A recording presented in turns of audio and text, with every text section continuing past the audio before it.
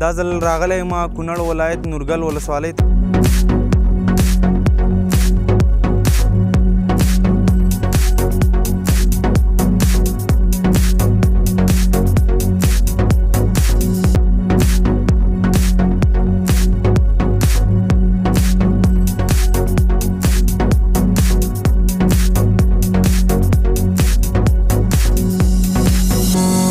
بدلته په سابقه وختونو کې د غواګانو د غویانو د پوستکو نه به هم جالې جوړولې او د ولسونو مشکل به هم حلوو. او بیا موږ ته راځي او بس د ټوپانو په وسیله باندې بیا ګرځو دې سیند کې او بس پیدا کوو دا کوو نه کوو.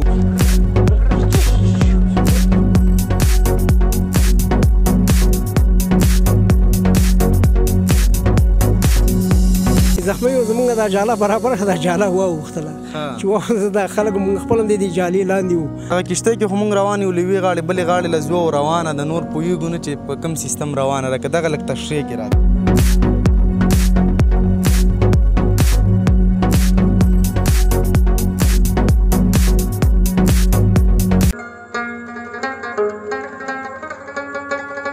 سلامونه مې در واخلئ د پامیر ټي وي درنو ملګرو. په دې هیله یم چې ټول مبارک روغ یاستئ او د صحت په جامو کې به نغښتي وئ. دا ځل راغلی یم کونړ ولایت نورګل ولسوالۍ ته راغلي یو او دلته یو ځل بیا یو داسې څه په تاسې باندې ګورو چې ډېر کم به مو لیدلي وي. هغه څه چې د نن څخه 20 یا هم 30 کاله مخکې رواج و دود او خلکو به ورنه استفاده کوله، خو اوس په ډېرو کمو ساحو کې له دغې نه استفاده کېږي. دلته موږ اوس په بیله کې ولاړ یو. کښتۍ ده، یو کښتۍ د بیلې هغه غاړې ده، بله کښتۍ د بیلې دې غاړې ده.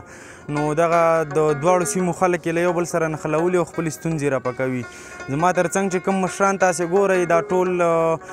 د دغه کښتیو مسؤلین دي، جالوانان دي چې د دوی به دا کار و، خو دا چې اوس دغه کار یو څه کمزوری شوی او خلک ورنه استفاده نه کوي، نو په دې سره د دوی کار هم یو څه کمزوری شوی دی.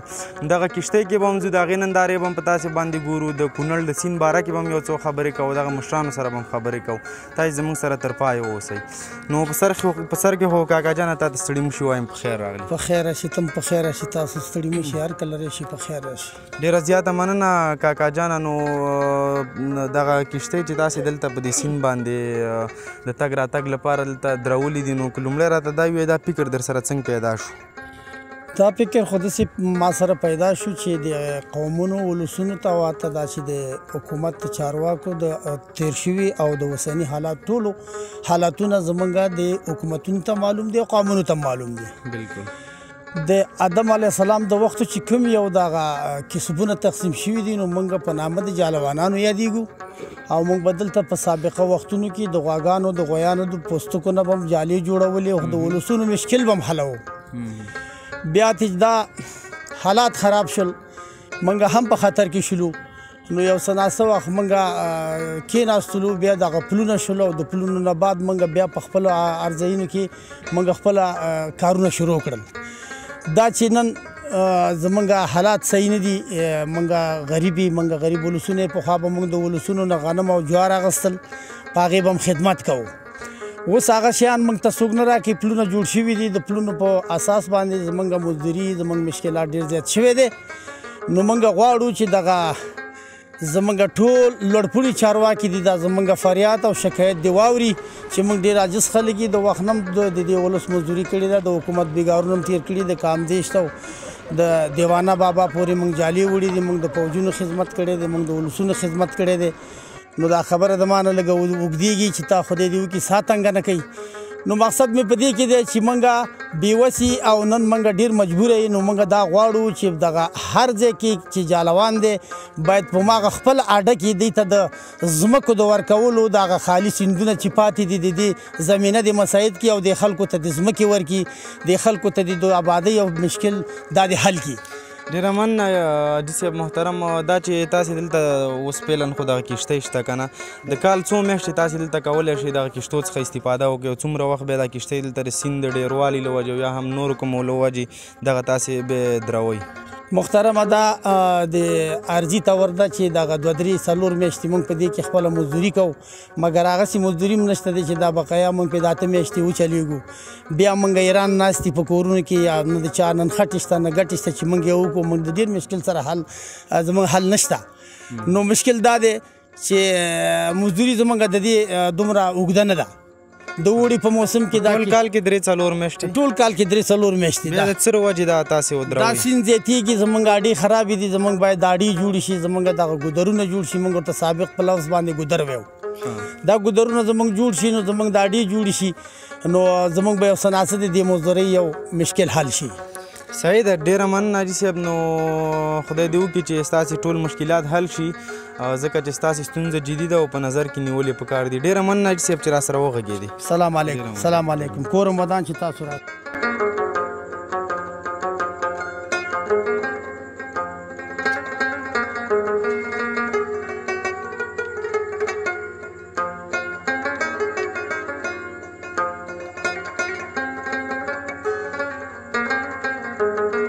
ملګرو نو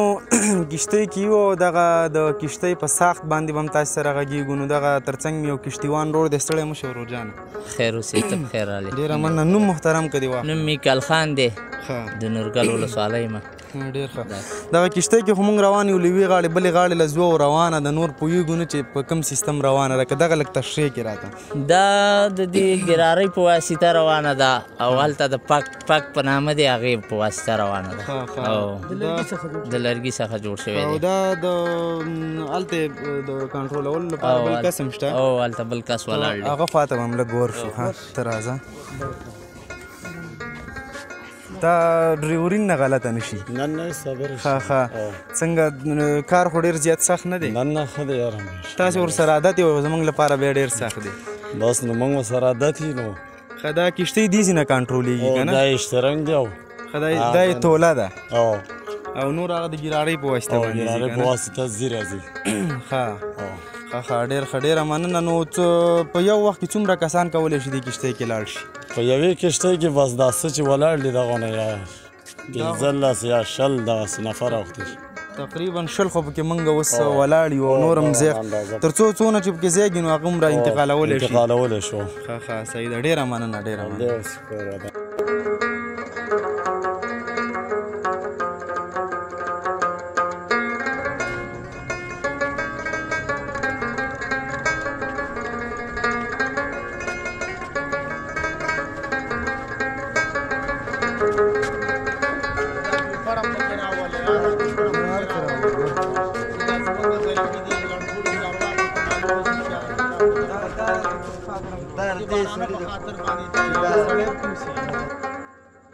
درنو ملګرو نو دغه تاسې کتلی شئ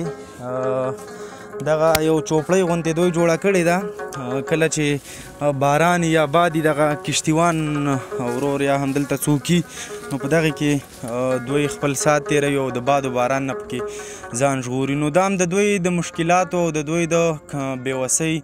یو ښکاره تصویر دی چې دوی د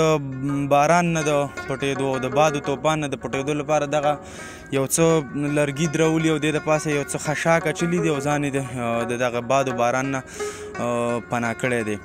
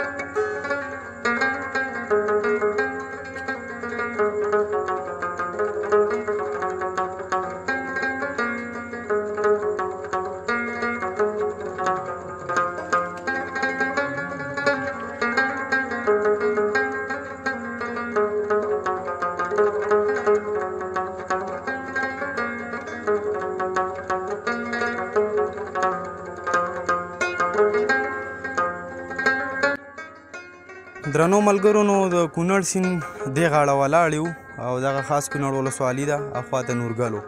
نو دغه د خاص کونړ ولسوالۍ یو تن اوسېدونکو سره خبرې کوو. ستړی مه شه ورور جانه. خیر اوسه. ډېره مننه. نوم محترم دی څه دی؟ نوم مې ګلزاده دی. ښه د خاص کونړ اوسېدونکی. د خاص کونړ اوسېدونکی یم. ښه ډېر ښه. نو څنګه ته هم دلته د کشتیوان سره همکار یې که نه همداسې راغلی؟ نه زه خو اوس همداسې راغلی یم. خو لکه د پلار نیکون نه همدغه قصب دی. ښه ته خپله جالوان په خپله جالوان یم. ښه نو دغه دلته اکثره خو دا کونړ سیند دی که نه او ډېر خطرناک دی. نو دا خلک اکثره راوړي که نه بیا د پیدا کولو لپاره به خلک تاسې ته راځي او بیا موږ ته راځي او بس د ټوپانو په وسیله باندې بیا ګرځو دې سیند کې او بس پیدا کوو دغه کوو لکه د ولس همکاري. دا بیا په اوړي کې چې یو سیند یو څوک ویسي خدا نخواسته اوړي کې بیا په اسانۍ سره پیدا کېږي ژمي کې؟ ولا وروره بس که اوړی او که ژمی نو موږ خپل محنت او کوشش او خواري کوو که نه ګرځو ورپسې څه وکړو. نور ژوند څنګه روان دی؟ ولا ژوند خو وروره بس مخکې چې دغه وي دا کښتۍ او جالۍ وي ژوند لږه ګزاره کوله سو بیخي خراب دی هر څه دغه شوي دي کار نشته دی اوس. بل غټ مشکل زموږ د دغه کار قصب هم دی دوی هم داسې دی چې ځایونه نه لرو بیخي د دې نه هم دغه کمزوري خو دغه د حکومت او دغه ولس که دا زموږ غږ اوري اوس مثال کوي دغه جبې دي دغه ډاګونه دي نو مشکل که نه ودي ګوري خو زموږ د ځای ډېر زیات مشکل دی وروره د اوسېدو لپاره. د اوسېدو دپاره هم ډېر زیات مشکل کار قصب هم نشته دی بس دغسې حالات دی نو سخت دی ژوند ډېر سخت. فعلا په څه مصروف یې؟ فعلا وروره بس دغه د ګټې او خټې چې پیدا شي بس همدا یي هغه هم چې نه نو بس په لارې ناسې غریب کار یو. ډېره مننه. بس خدای دې دغه ټول مشکلات حل کړي او په دې هیله چې مسؤل خلک ورته پاملرنه وکړي. ډېره مننه.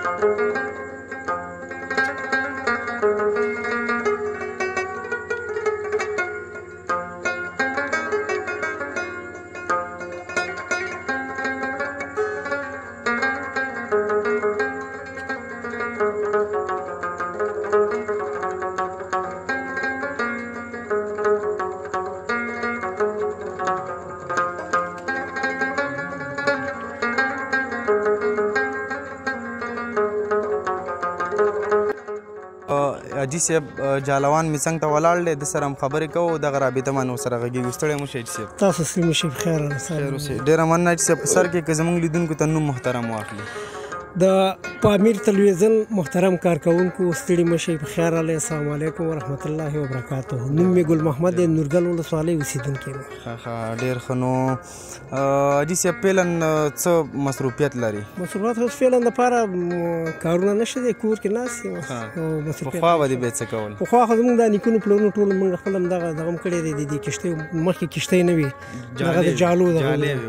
د پخوا وخت نه موږ به دا د مالونو نه پوستکي ایستل او د هغې پیسې هغې ته ښېګام وي هغه نه به هم جالۍ جوړولي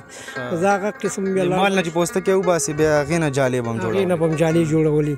او بیا د هغې نه بعد دغه د ټوپانو دغه شو ټوپانو نو اوس دغه کښتۍ ده دغه کښتۍ چلو لګېږي. نو دا چې تاسې خو به جالۍ ډېرې چلولي جالواني به هم ډېره کړي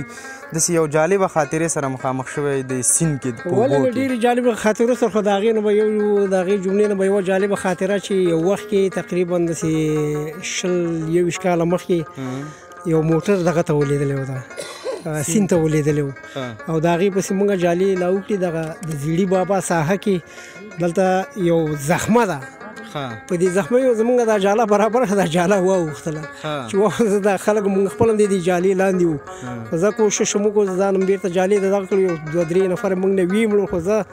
یو ټوټه چې ورپسې لاړو هغه هم ونیول پیدا هم کړ داسې ډېرې د جالبې دغه تېرې شوي دي موټر پسې ورغلی یو مړي م قتل مړي بیا چې تاسې نه څوک ولید هغه بیا نه هغه هم بېرته راویستل هغه هم راویستل په دغه باندې سین هم ډېر و هغې وخت کې د اوړي سین و په شکالو او اکثره خو دا چې څوک د سیند څوک وي تاسو سره به تماس کوي نو داسې څوک تر اوسه دی چې به تاسو ته ویلي چې دا مطلب زموږ نه سیند وړی دی ورک شوی دی بیا تاسې پسې تللي وي پیدا شوی نه دی راځي پخوا چې بیا پیدا شوی نه وي نه چې ضرور پیدا کېږي پیدا کېږي مړی نه دغه کېږي که دا چې ډېر وخت پې واوړي دا بیا خپله بیا د اوبو سر ته راخېږي پړسېږي دغه بیا چې بیا هر سړی ګوري هلته مرغان هم بیا راټولېږي هر سړی ویني چې دې ځای کې یو شی پروت دی نو ځي نفر را دغه کوي ډېره مننه حاجي صاحب ډېره مننه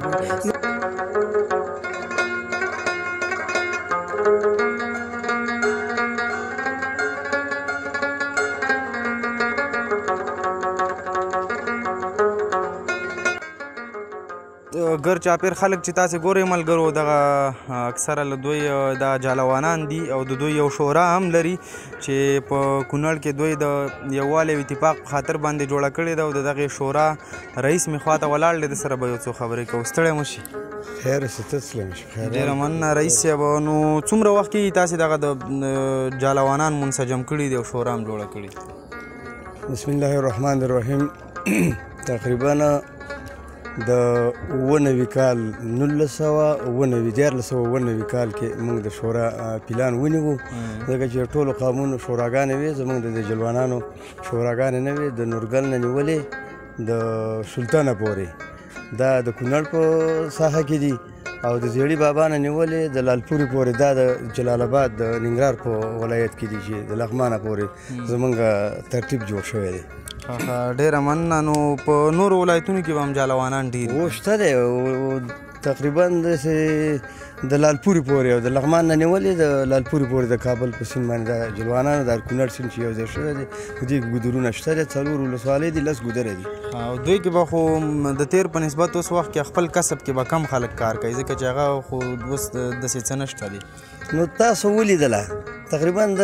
کرزي په وختو کې اوس د زیړي بابا نه نیولې او د سلطانه پورې اوس یو پل په دا سپین جومات کې جوړ شو یو په څوکۍ کې جوړ شو یو په پاشد کې جوړ شو بل په مروره کې جوړ شو یو په سلطان کې جوړ شو نو په دې باندې د جلوانان پراته وو د دغه ګودرونه چې هغه اوس لوغه شولو دا خلک بېروزګاره پاتې شول